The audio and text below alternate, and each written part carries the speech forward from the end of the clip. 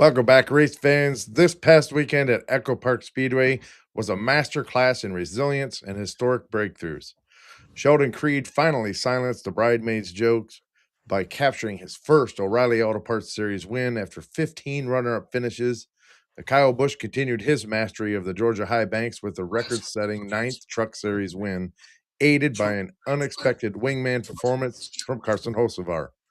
The headline of the weekend belongs to Tyler Reddick, though, who overcame a massive lap 224 wreck that tore the right front fender off his car and actually came back to secure a legendary back to back victory in a race that set a track record with 57 lead changes despite freezing temperatures that tested both fans and the new hybrid tire compounds. The action was actually hotter than ever. I'm Russ Fritz. And I'm Nathan Johns. And we're telling you to strap in tight because this isn't just racing. This is Switching Grooves.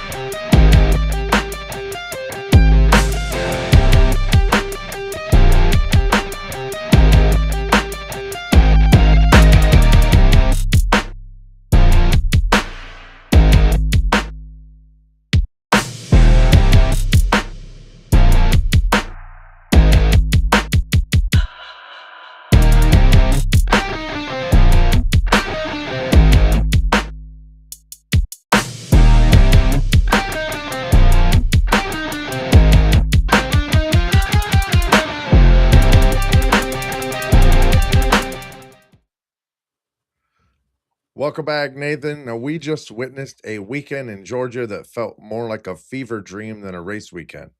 History was made, fenders were lost, and I'm pretty sure Michael Jordan is currently the happiest man on the planet. You're not kidding, Russ. That was one of the wildest weekends I think I've ever seen in Atlanta. And I never really thought I'd like the Atlanta Super Speedway, or at least the new configuration. I like the track to start with, but Me either. this definitely changed my mind. I don't even know where to start. I mean, we went from a clock watching truck race on Saturday to Tyler Reddick basically driving a skeleton to victory lane on Sunday. This EchoPark quad oval is starting to show some serious teeth in its ages. Oh yes, it gave me vibes of the 2020 Clash when Eric Jones took a car ready for the dumpster and won the race. That was definitely wild. And out of nowhere too. It really is. But so let's break it down, starting with the prep work on Friday.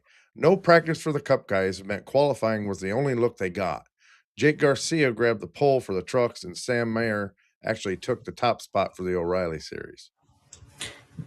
And with the truck race in threat of being rained out, NASCAR made the decision to I forget what exactly they called the rule, but it was a inclement weather rule, we'll call it. I don't know if that's the title or not, but they are racing until a certain time, and once they get to that exact time, it was the adverse conditions rule. That's what it called it. Okay, and NASCAR set a hard cutoff of 4:20 p.m. because of the weather delays. And I missed that lap part of it, like that timing of the thing, but it looked like the clock had counted down to zeros because they had some sort of timer on the screen, and it was at zeros for at least a full 2 laps. Like it counted down to zeros, and then they ran a lap, and then I guess the very next lap was the white flag lap. So I not quite sure they stuck to their rule, but maybe I'm missing, a part of the rule where it says that. I was a little confused by that. But in the end, it turned out to be one of the probably better races I've seen for the truck race. It was still a little bit of a snooze fest, during the actual race itself. But I will tell you, EchoPark, I'm so used to calling it Atlanta because that's what I know it as. They have definitely, I don't know if it's the aging of the reconfiguration, but it is looking like old school Atlanta. We're not getting, super speedway style drafting packs anymore. but we're getting like, split up a little bit and more of like the old school, like almost 2001 vibes. It feels like when Kevin Harvick and Jeff Gordon came to the checkered flag with the lap Yeah. car.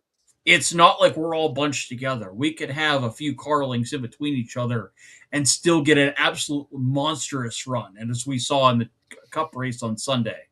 But Carson Hocevar essentially launched Kyle Busch from the top lane to the bottom lane to clear. I forget who he cleared. I think it was Stenhouse, but cleared Stenhouse off of four and really never looked back. That was a very impressive race for Kyle Busch. I mean, obviously he Yeah. wasn't able to put it together for the Cup race, but that was one of these, hey, I still got it moments that we all hoped would turn into a win on Sunday. But Now, definitely some wild moves and definitely some very wild momentum shifts. Like that was crazy. Kyle Busch was out there doing what Kyle Busch does in a truck, winning for the 68th time in the series. But Nathan, did you ever really think that we'd see Carson Hocevar actually playing the loyal wingman for Rowdy and his team?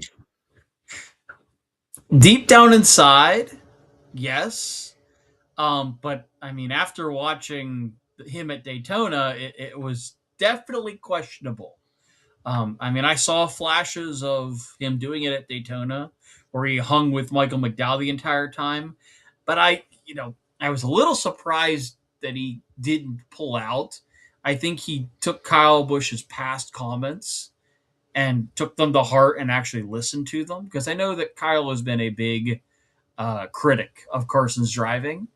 So I think that played a major role in it. It doesn't really hurt that they're teammates in that series. I mean, Kyle Busch was in a Hendrick Cars doc sponsored car, and it was a Spire ride, but with Hendrick sponsored cars on it, which is baffling for me to think that Kyle Busch is back in Hendrick Motorsports anything, or Hendrick Cars anything. It made me laugh thinking about that. We haven't had that since what, 2005, I think. I believe so, yeah. It's been a long time since we've had a Hendrick Cars or Hendrick anything with Kyle Busch associated. So it's definitely kind of cool to see that.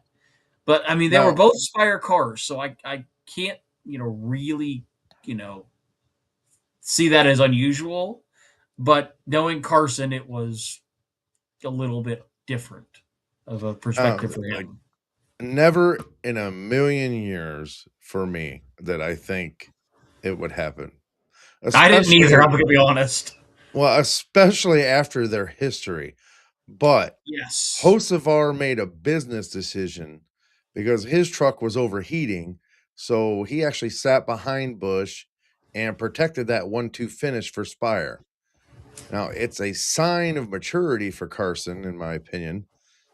Though he did joke afterward that he wished they'd actually swapped spots since Kyle already has thousands of these trophies. Yes, that is. Well, to be fair, Carson has a few Truck Series races also. So if it had been role reversal on Sunday, that would have been something different. Yes.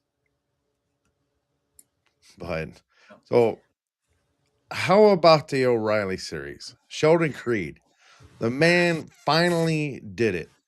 15 second place finishes. And I mean, 15.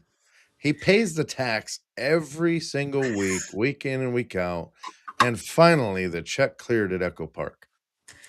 And I think I finally know where Carson Hocevar's aggressive driving style went prior to the Cup race. I think he passed it off to Ross Chastain because, oh my gosh, I don't know if I blame Austin Hill for the. I don't know if I'd call it a boneheaded move or a way I guess we call it a premature block or Ross Chastain just not having anywhere to go. But to set the scene for you, Austin Hill takes the white flag, takes the lead and takes the white flag in a matter of, I don't know, a couple hundred feet.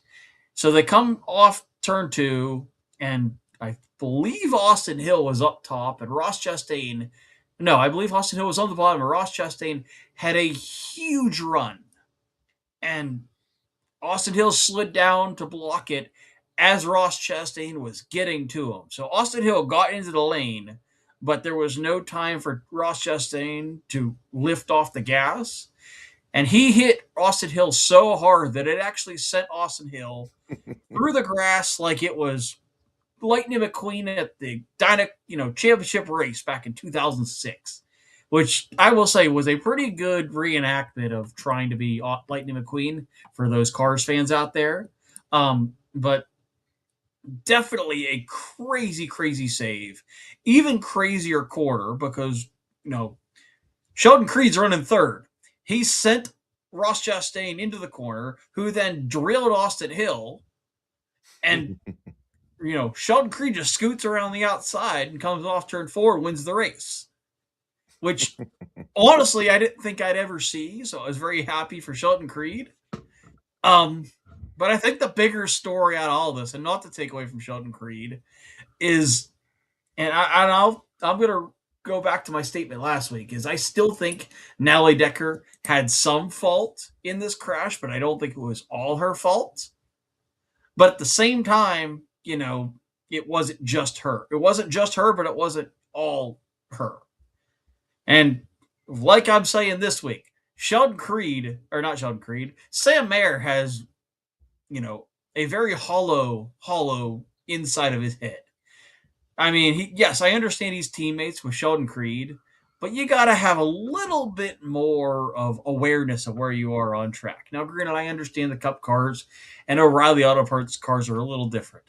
But when you're, celebrating your teammate and go to turn down pit road, you probably want to make sure you actually hit pit road and not the infield, because that car really didn't have any damage on it until you went to celebrate with Sheldon Creed and absolutely ripped the nose off your car. It's a very boneheaded move. I understand it was in the moment, but dude, you just cost your team that much more work during the week. That's now what, 2 cars you've torn up in 2 weeks? I mean, come on, man, you got to know better.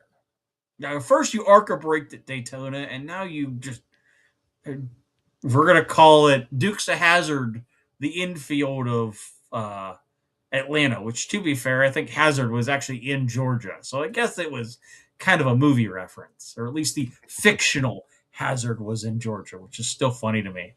I'm just making that connection now. So yes, we're live and I'm making that connection.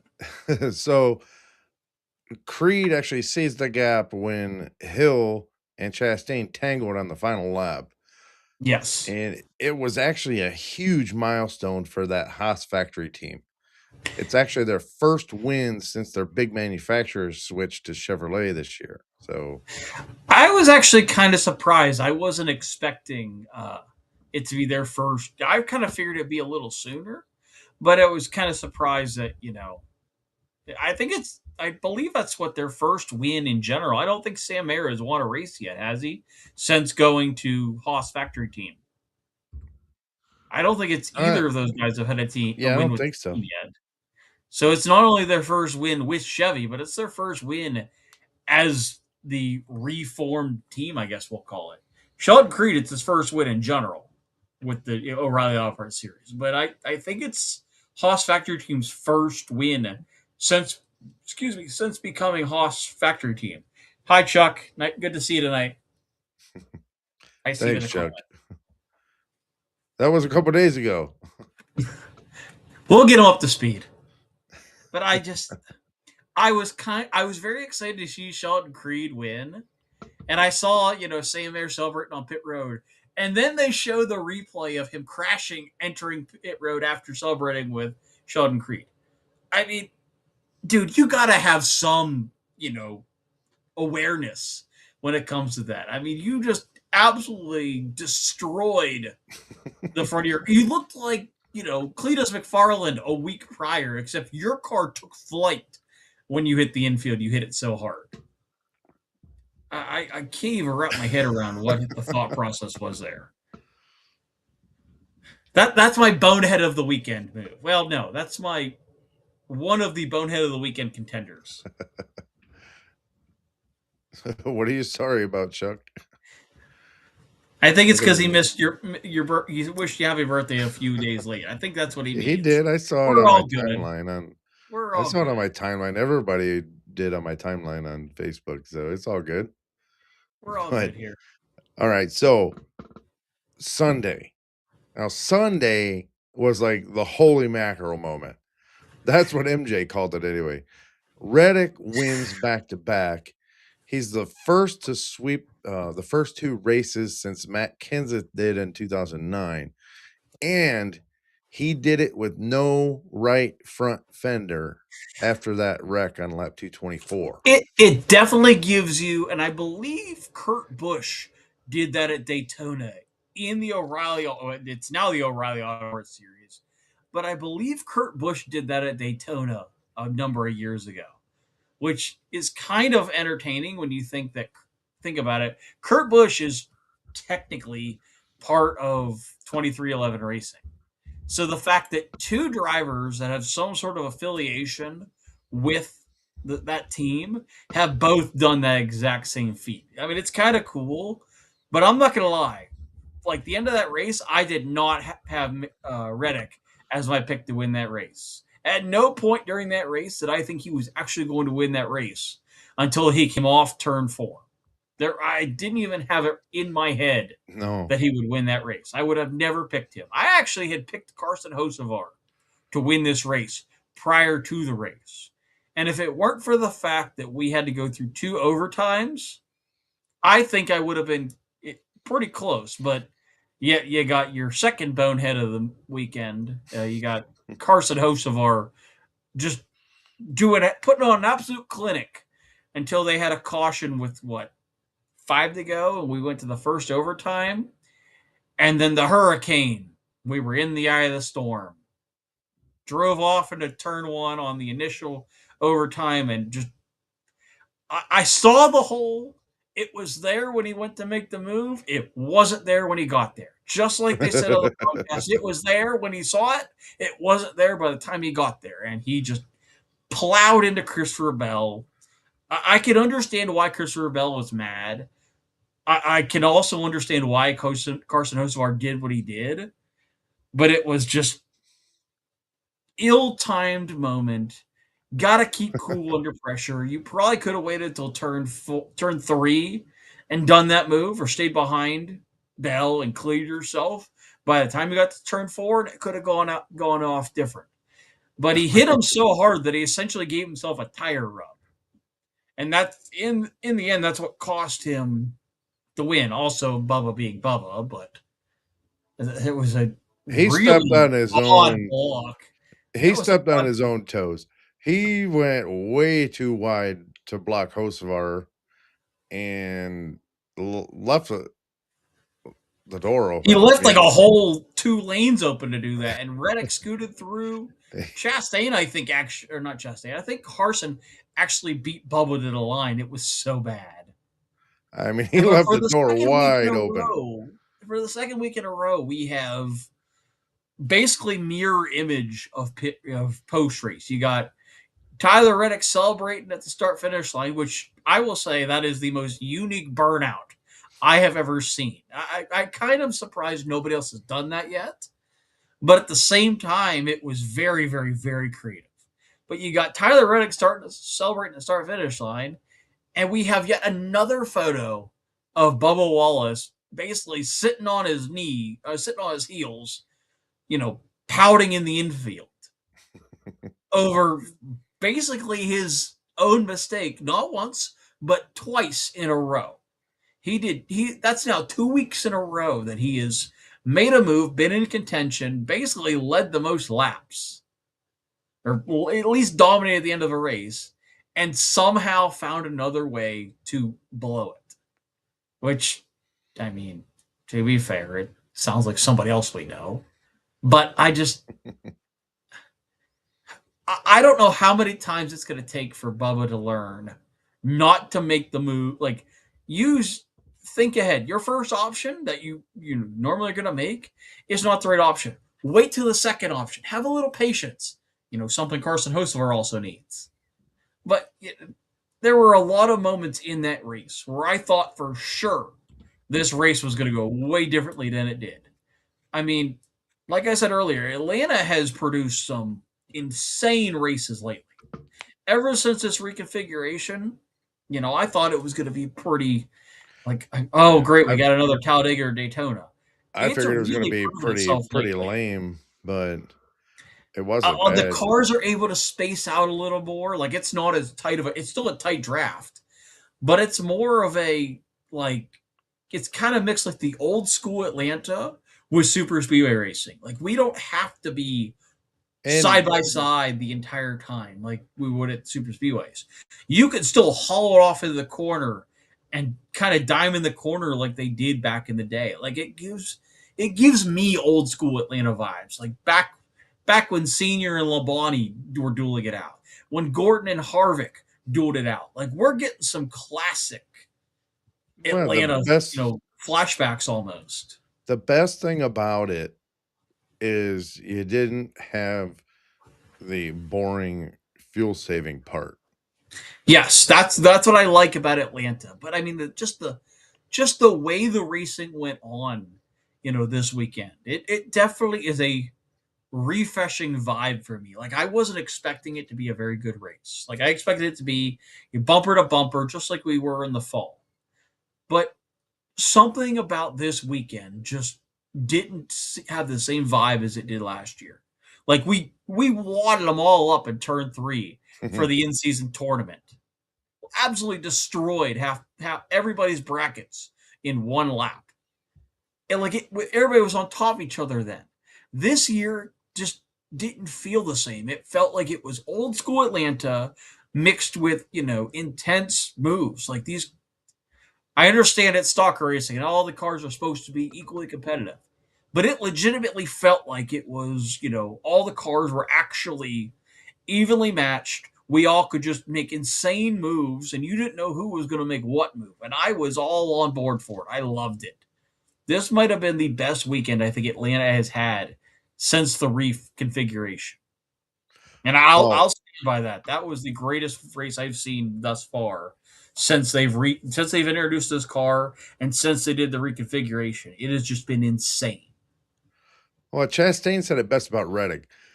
He had a whole entire entirely other gear without the sheet metal. Yes, And and that's this wild. and speaking of this race, how you're talking about how incredible it was, we actually had 57 lead changes, which is a track record. And Oh yeah. Reddick was 30th at one point, 2 laps down, and he still outdueled Briscoe and everybody else in that double Didn't overtime. Also, when you bring up that point, I didn't even think about that. Carson Hocevar, way early in the race, had a tire go down. He was running third during the second overtime. Like, he was a number of laps down. Somehow, I think he was running what? There were 40 cars in the field, and he was running 39th for a good majority of the beginning of that race. I mean, I think stage two, I think he got back on the lead lap after they had the. I still think Byron won that stage, but they gave it to Bubba during the time of caution. So I feel like Chevy got screwed not once but twice during this race for that. Yeah, what was the second time? I agree with you on the first one. What do you think the second one was? I forget what we were talking about, but you and I had talked about it, where they basically just robbed. They When definitely robbed William Byron of the stage win, but the caution part, I do understand that rule, but the timing was weird. the second one was a caution too. It was the first caution before the overtime started, where Hocevar was running second. And after they went under caution, I was watching the lineup, and all of a sudden you saw Bell and Hocevar get swapped. Hocevar was ahead. I don't care No, I what didn't. they I say. didn't catch that. I didn't catch that one. I know that there was. I thought there was a different one for some reason earlier in the race. So I that's the for, only thing that really upset me during this race was that part. Watching them make sure that Toyota is dominating. yeah, it was definitely odd. I mean, I say that William Byron was ahead by that much, even the It slightest little wasn't bit. even like it was close at But I first. could Like be wrong. I mean, from the angle that they showed, I it mean, I wasn't a could be great wrong. angle. I will agree with that. It was a really bad angle that they used during the broadcast. Like they're both looking at you, so there really is no good angle to show. Like looking at that, you can't tell who's ahead. So they're just going to try to base it off that. They needed to use the view they did for above because I saw a view of them coming to the start finish line. They should have used the same view and showed the caution lights like they do at the very end of the race, and they didn't. So I was a little confused by their choice of angles, but I mean, what are you gonna say? Fox has been advertising, IndyCar in the middle of a NASCAR race for what 2 weeks now, like full screen advertisement Now, of completely different series.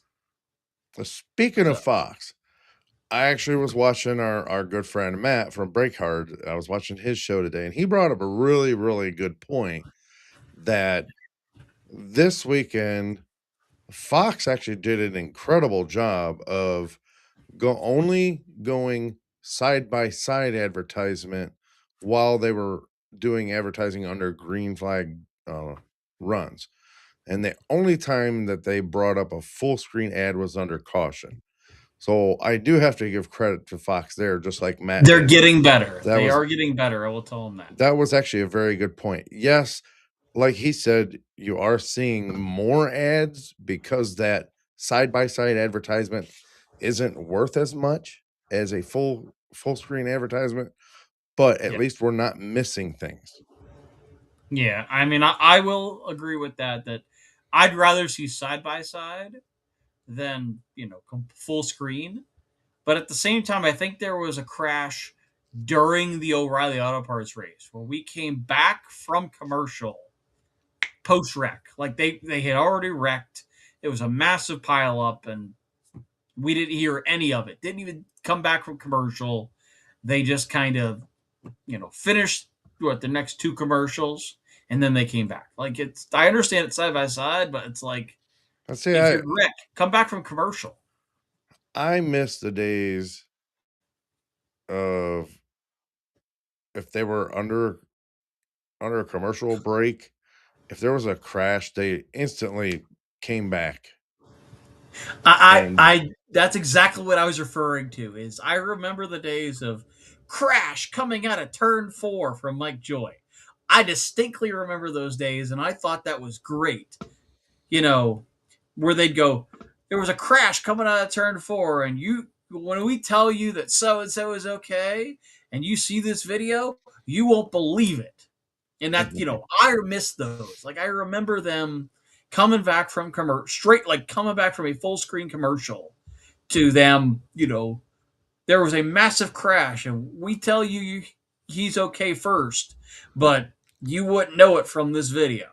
And it's, wild stuff. I feel like now you're that's what just stuck with better. guys like Clint Boyer.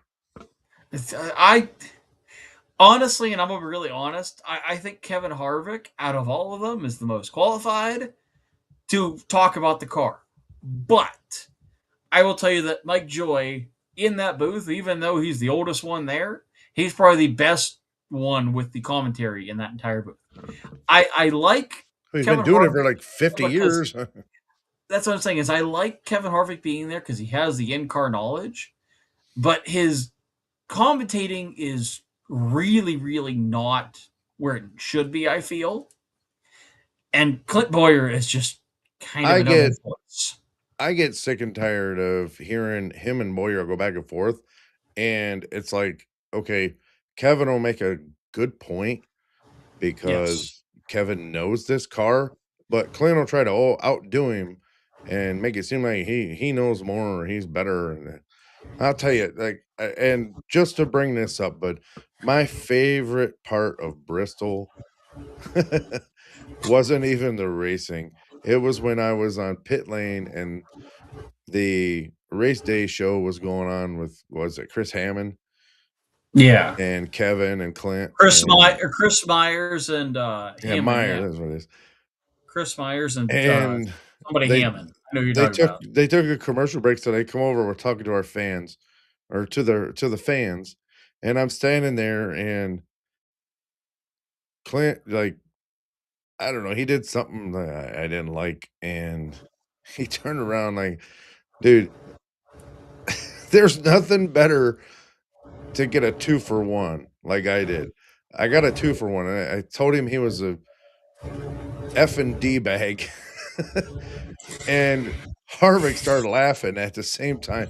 You dude, that was a 2 for 1. To tell one off that I don't like, and to get my favorite driver of all time laughing about it. To laugh at yours, yeah. Dude, that was I Honestly, think that was the best experience I've ever had at a NASCAR race ever. I'm waiting to see what happens when the guys that are in the booth currently retire. When Mike Joy retires, I'm very concerned about who we're going to get. And also, you got Larry McReynolds. He's a grandpa now. The dude is like part time on the broadcast now. Like he's not actually even really a part of the broadcast. I loved when he was in the booth. Now, granted, that was years and years and years ago, and he's not the same person he is now. But I'm very concerned because Larry Mack was essentially America's crew chief. He could tell you all these stats. When Larry Mack finally does retire and no longer does the broadcast, who are we going to get? Or none of these crew chiefs now have any idea about any of this stuff. They're so used to keeping their secrets. Larry Mack at least had the trends, or at least it seems like he did. From an I'm very concerned about what we're going to get. entertainment side of it, I would like to see Rick move back into the booth full time up to the Cup Series. I mean, But what do you mean? I'm going to have you explain that one because now I'm a little is confused. Rick with Fox, or is he at Rick, NBC? are you talking about Rick Oh, Allen? yeah. Rick Allen was not a crew chief. No, I understand that, but we're just discussing when these guys retire, who are we gonna get? Uh, you got to have some sort of crew chief. I honest Lee Diffie, I feel like stays good with NBC. I feel like that one should stay there or whatever he's with now because I feel like he's better for later on in the year. I don't want him to start off the year. I'd rather start off with I don't know somebody who's not Get us Ray Rick Allen. I can't Evernham. see it. I don't even know if I'd want Ray Evernham. Ray Evernham might be a good replacement for Larry McReynolds. Yeah, That one I might definitely. be able to see. But I don't even know who I'd want to But replace Mike Joy. as someone to replace Mike Joy, you need a person that can provide the entertainment factor of it rather than just the Yeah. insight. Because you get all these guys in there that are just really can comment on the insight and stuff like that. I mean, they'll get boring after a while. So Yeah. you got to have someone that can fill those gaps. And I don't know, I like Rick Allen, but I like Rick I Allen. loved it when he announced when Kenseth took Logano out. I like Rick Allen. Don't get me wrong. I like him. I don't feel like he is a good, choice to start the year. I did like when NBC did it, like back in the day when NBC started the year. But also we had Alan Bestwick. We had, what's his face? The guy from the Larry or Wally Dallenbach. He doesn't do anything anymore. He was good way back in the or not even good. He was good commentator back in the day. I mean, we had Benny Parsons, we had Alan Bestwick, we had Wally Dallenbach. We had a decent crew when it came to the start of the year. Now most of those guys are still with NBC or passed away. I don't even know if Wally Dallenbach is still around anymore. I I do don't want to see kind of Wally come miss back. Or I not miss Alan guys. Bestwick. Um, yeah, Alan Bestwick did NBC. That's right. I forget who the other guy was that was on the booth. The guy that nobody liked. I Pre-race don't know. show. I I miss guys like Ned Jarrett and Daryl Waltrip. See And if Darrell Waltrip still did it, I feel like they should have kept Mike Joy, DW, and Larry McReynolds. But we all hey, understand I why it's the way it is. I got the perfect replacement for Mike Joy. Oh boy. Kenny Wallace. Ooh. He would No, bring some entertainment. I have a better place for him. Remove Clint, put Kenny. Oh yeah, That absolutely. one, that one I could see doing, but then you still got to replace Mike Joy. Honestly, I can't With really Kenny, you don't argue. need to replace Mike Joy. I mean, Kevin wouldn't even get a word in. I feel like they're going to bring somebody up and coming in, so I'm trying to think who would be from another series. I mean, you can't bring Michael Waltrip and what's her face, Jamie Little. You I can't can't even bring them stand up. Michael Waltrip on the pre-race. Or I The mean, grid walk just needs to be discontinued. That's my opinion. but here's another good one. I actually do like Jeff Burton too. See, I don't know about him because he's never Replace raced next Boyer. gen cars. Replace Boyer with Burton. I don't know. I honestly, if we're going to replace Boyer, I think a solid pick is Kenny. I actually really like that idea because it That brings the would be wild entertaining. side with somebody who actually knows racing, but at the same time, I think Kenny is so unfiltered that he'll get himself in a lot of trouble. But I do think that that would bring a lot of fans into the sport because a lot of people follow Kenny, but also he doesn't do a whole lot with NASCAR anymore. It's more dirt stuff. Yeah, I mean, he he's gives running the his take, modified. but I can't see him doing it. I would love to see, if Fox ends up getting their contract bought out, I would love to see a, NBC full season because I do feel like the end of the year is the best time of year for our broadcasts.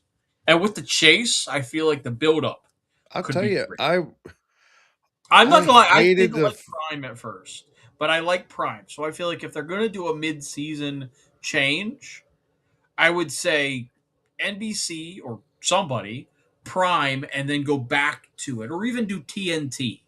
TNT had a decent crew, and that went over to NBC. But I don't even know if we have an NBC anymore. Now it's just NASCAR on TNT. It's not even NBC. So we don't exactly know what we're getting later on in the year. That's what I'm worried about. Or oh USA. well, what would you think about Chris moving up there full time instead of just doing pre-race? Chris Myers? Yeah. No, I do not feel like he belongs in the play-by-play booth. He is honestly, I don't even like him as pre-race. I feel like he's too much of a, you know, I wouldn't even say too much of a pre-race guy because I don't even really like him for pre-race. Like the jokes about his hair for have been going on for years. The man has to go through a whole semi truck worth of hairspray at this point. I don't think his hair has moved in like 25 years. I don't think he's lost a piece of hair since then because it's so glued to his head. That's permanent style hair gel. That's not like it's almost like it's painted on anymore. He looks like Woody from Toy Story. His hair has not moved in how many years? Okay. Well, back to the race. Now, you have to mention the weather down there too. I mean, it was freezing down there. Denser air actually means more drag, more side drafting intensity, and the hybrid motor torque allowed these guys to fill holes in the draft instantly. It actually made for some of the most frantic racing that we've seen ever at this Yeah. configuration. I loved it. I thought it was great. Although I do have one complaint about the broadcast when it came to the weather. For all those people that said, "Oh, it was cold down there," and you see all these people in like thermal jackets and these big poofy jackets on pit road. I hate to say it, but people complaining about it being 40 degrees down there clearly aren't from the north. We had what Well, 7 days of that weather, and we were in paradise. well, It's Nathan, you got to currently remember, snowing into the 20s. It's miserable here. it's usually hot and humid down there, dude. Like, They're worried about the 40s. Come move to PA and Ohio. You'll be celebrating the 40s. so here's the I laugh. yeah, All those people like, complain, "Oh, it's 40." It's 22 here. Shush. yeah. I wish it was 40 here. Yes. Now 2311 is actually sitting first and second in points with Reddick and Wallace. Now, Now, if only they could get Riley Herbst to actually do something. Get the whole meme with the stick. Do something. Yeah. now MJ is actually high-fiving everyone in sight, and we are actually heading over to Coda next week, the first road course race of the year. I'm not even sure if I even want to say it. So I'm going to let you go. Well, I I loved how Hocevar was like, "Yeah, you can count me out next week." Like he just Yeah. straight up, he just wrote himself off big time. I will say, and I'm going to have to say it because if not, it's going to bug me all week. I bet It is very SVG is possible chomping at the bit, though. SVG is chomping at the bit. But in the event that SVG and Connor Zilic have an issue, I'm not going to rule out. I mean, based off what we've seen the last 2 weeks, I can't exactly rule out Tyler Reddick. He is probably the best on road courses out of all three of the 2311 cars, and the man is on a roll currently. Excuse me, like won the Daytona 500. A week later, comes out of nowhere and wins Atlanta or Echo Park. In the event that something happens with SVG, because this has been SVG's kryptonite, he has not won at Coda yet, I don't think, and he's been there for what three times. He got messed up last year. He got messed up the first year, I think. I don't think he's won at Coda yet. In the event that SVG has a screw up, I don't know if I can count out Reddick for going 3 for 3 to start the season. Now, granted, when we get to the following week, I think 2 weeks from now, I think is Phoenix. And Phoenix hasn't really been good to Reddick or 2311 in general. But then again, neither is Atlanta or Daytona. So I really don't know what to think. I mean, if he wins Coda, it's I don't know what I'm talking about anymore at that point. So, I'm very bizarre. so going back just a little bit here, do you how do I put this? Do you Oh feel boy. that fender missing may have actually helped that car, at least at a place like Atlanta or Echo Park? Weight wise, maybe. Aerodynamic wise, maybe. I mean, to be fair, Austin Dillon, I think, got screwed. He got wrecked at Daytona. They basically went back to the Mark Martin style, which I remember they took like every panel and they just duct taped the six to the side. They essentially did that with Austin Dillon, and he was relatively fast. Like he made minimum speed, I think, with basically no front fenders, no hood, no nose. I mean, I don't even think he had a hood. I think he just ran, the last little bit of the race with basically none of the front fenders. Everything from the driver's door back he had, but nothing else was up front. So I don't know. I feel like the weight difference maybe, but I don't know if it's that big of an aero advantage. I mean, I'm maybe just curious. because I mean, without the weight. I mean that's something that NASCAR should look into is, without a fender, is it possible to be faster than that? I mean, maybe the weight of these parts is what's hindering these drivers. And then, for all we know, people will purposely start taking their fenders off to do this, and we're going to start looking like the modified series. I I don't know. This chase theme or this chase playoff or chase format, it's giving you a retro vibe. Like I kind of wish they didn't get rid of Throwback Weekend because I feel like this could be a retro throwback year. Like this could be honestly this so far this year has just with 2 races have given me a retro vibe. Like it takes me back to like 2006 vibe. Like we're getting decent racing at super speedways. Atlanta, it feels like the old school Atlanta before they did the reconfiguration. Like back when they were slipping and sliding off the corners. And we still have people slipping and sliding off the corners at Atlanta now. That's why I feel like this could be like the ultimate throwback year. Like I'm waiting to see what the Uh, road courses look like just because because obviously we NAS didn't race Coda. just because NASCAR did away with it, I don't think the drivers are going to do away with it. Maybe some of I them, like hope Chase that Elliott, was all like in favor of getting rid of it. Man, well, whatever. he also had a really But crappy paint wrap last year. Like he had probably the worst out of all the cars. He had the worst throwback. The car looked like something that should have been part of waste management. Like it was a universe paint scheme.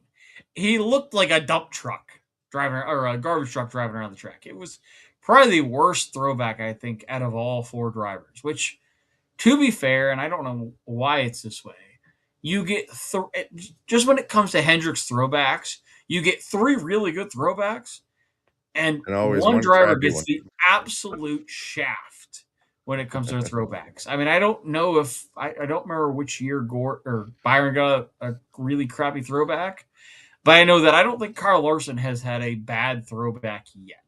It might have been the That's year that he drove the Tony Stewart throwback, but even then, it wasn't that bad. It was probably the worst out of all of them, but I don't know. They have some pretty odd I don't. throwbacks for some. I I think about the only way they can get any worse would be if they had like what do you see the plumbing truck with the guy sitting on the toilet at the driver's side under the window. I think that's To about the be only way it could have got fair, any worse. I think the track house. I want to see what they do for Carter Zillage because I know that they still have Jockey. I think is one of their sponsors. I always thought those paint schemes were the funniest thing ever. I know they did one for SVG. I know they did one for Ross Chastain. I cannot wait to see what they do for Connor Zillage because Connor Zillage is just a man on a mission. Like he has won everything there is to win. I'm kind of waiting for them to, do like some sort of, IMSA underwear for jockey or some sort of trophy underwear. Because the dude's won like basically everything. I'm kind of waiting to see what they do. I mean, maybe you get a bunch of Red Bull logos all over it. But like it's weird to me that they've And got all these odd ones. like I said, NASCAR may have done away with the throwback weekend, but I really do hope the drivers keep it going. Especially for what it is. It was fun for everybody. I It think they showed should it start. could it could show the creative talents of the guys behind the scenes that don't get a lot of, attention and thanks, and this is, like, their way to thank them. "Here, get creative, do whatever you wanna do." I honestly feel like there should, if they're going to do throwbacks, there has to be some sort of rule on how far back you have to go before you can pick one. Like picking a paint scheme from last year. I mean, I guess it's technically considered a throwback, but it's not that great. I want to have like 10. You have to go at least 10 years back to pick a paint scheme. That way, it stays a consistent throwback, or even 5 years. You know, if you weren't in the sport, you could throw back to the previous driver. I feel like it could be a really good idea just to have some sort of rule on the throwbacks. That way it kind of keeps the spirit alive. I mean, maybe this year if they they're going to let people do the throwbacks, but they're not going to push it. If they bring it back in the future, I think each driver should be allowed to pick their favorite throwback. Like they should be able to come up with a throwback and be able to run that throwback. Don't make it to where it's a theme every year.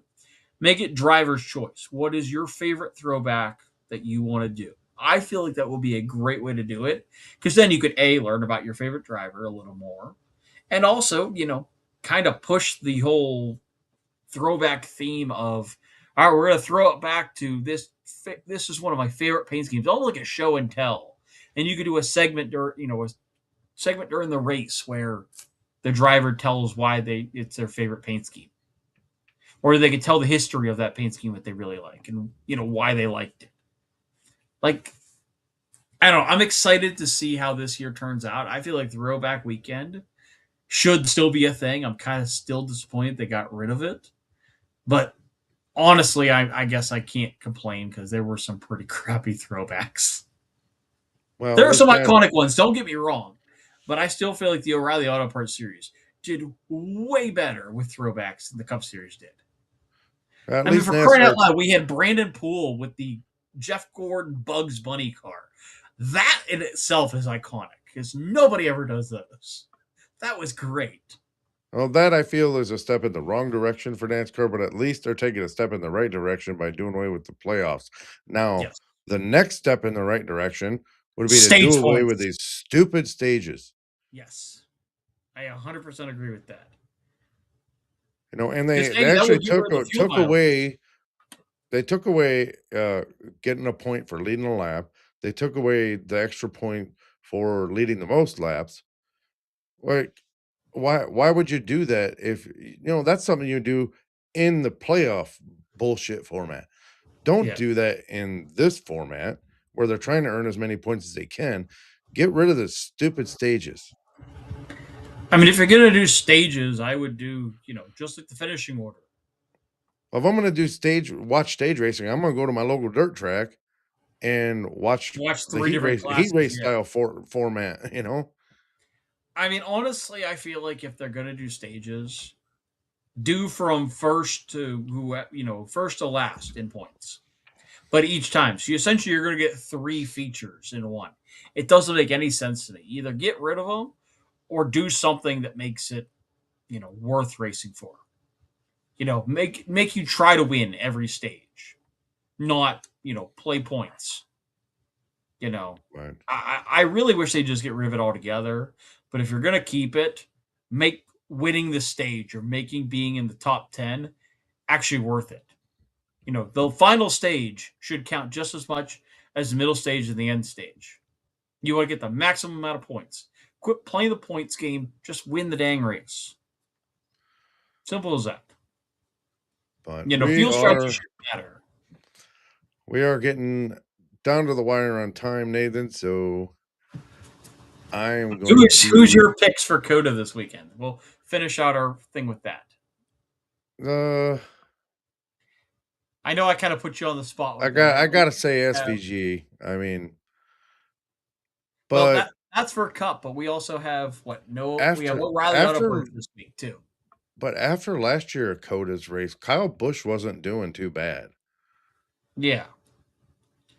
So So your pick I gotta for put Kyle Cup Busch up is. there. So you And think I don't really have a initial third pick one. is SVG, and Kyle Busch. Who do you have in the O'Reilly Auto Parts series? I can read you off Oh, the entry list if it helps. buddy, I don't follow that one enough to even think about it. What, do you think Sheldon Creed will do good this week? After No, he I win, do you don't think think. he'll open the floodgates? I think this year or this weekend was a fluke for him. And The one thing I do want to ask you about, because I forgot that, is this coming weekend. The Truck Series race in St. Petersburg with the doubleheader with IndyCar. What are your thoughts on that? I think it's interesting. And I'm kind of interested. I want to tune into it. Kind of wish I was going to it because that'd be kind of fun to see. But speaking of India, we didn't mention this on the show. I know you and I talked about it personally, but we didn't mention this on the show yet, or did we? I don't know. The Freedom 250 in DC. Yes, I think we did talk about it actually. I'm excited to Okay. see what that layout looks like. Oh And yeah, if we did not, talk we'll about talk it because about of it the now. layout deal, but so we won't I, get I into that whole spiel again. But yeah. I'm actually I'm still considering going to that. So Yeah, unfortunately, I will be in New Hampshire for that weekend. I kind of yeah, wish I hadn't used my NASCAR Rewards points to get those tickets, but at the same time, I now no longer have to go to any track on the East Coast because that'll be the last track I got to do. So if there's anybody, west of Michigan, like Talladega or Indy, that would like to invite me to go to the race with them, I won't turn you down because those are the next tracks on my list that I have to go to the east. So Nashville, Indy, Dega, those are the tracks that I'm working my way west with. So if anybody wants to send me a ticket, I won't turn you down. I will happily go to one of those races to check them off my bucket list. I've hit everything on the East Coast. I just got to hit New Hampshire, and then I can start working west. so my conclusion though, Nathan, of this weekend is, you know, we've established a definitive hierarchy for the early 2026 season. Reddick's historic back-to-back sweep, the first since 2009. actually places 2311 Racing at the pinnacle of point standings and actually provides them with significant strategic flexibility as they head to the first road course of the year. Furthermore, Sheldon Creed's emotional breakthrough and Kyle Busch's continued truck dominance actually demonstrates a field that is rapidly mastering the hybrid next gen platform despite challenging environmental factors. As the circuit heads to Austin, Texas on March 1st, the primary question remains whether the Ford and Chevy camps can actually close the performance gap established by the TRD Racing Camp. So that's just my thoughts. How about you? I don't know. I've learned not to everything I've expected. I'm at the point of expect the unexpected. I didn't think Tyler Reddick could do it. He did it. I didn't think Sheldon Creed could do it. He did it. And then, of course, I didn't think Kyle Busch would ever win again. And he did it. I've run out of expectations. I'm just kind of excited for the season. So that's going to do for this episode. But remember, we bring you race recaps, professional breakdowns, and all those adrenaline packed, action packed moments every single week.